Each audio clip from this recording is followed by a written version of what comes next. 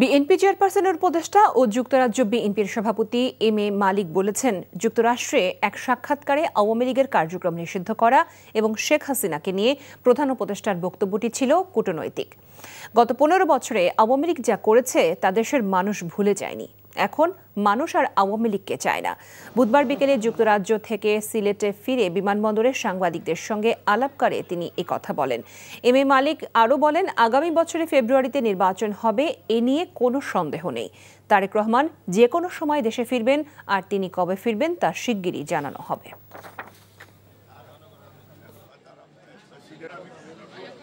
Bundle থাকলে প্রতি সেনমানিতে টাকা বাঁচবে।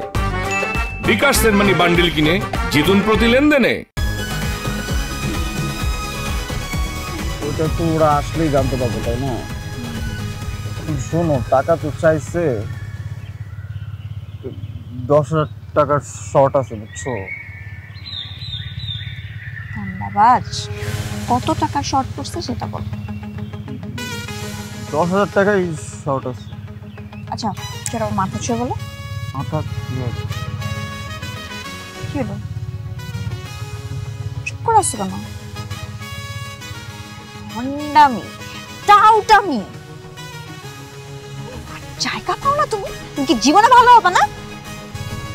শোনো, ভন্ড আর টাউট বলবা না, আমার ইগোতে লাগে। তুমি ওইটাই।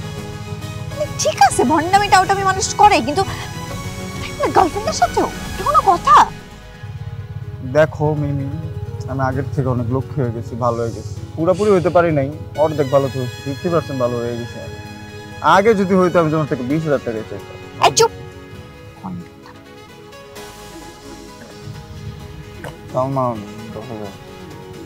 ঠিকভাবে বলো, কত টাকা শর্ট পড়ছে? 5,000 টাকা লাগবে।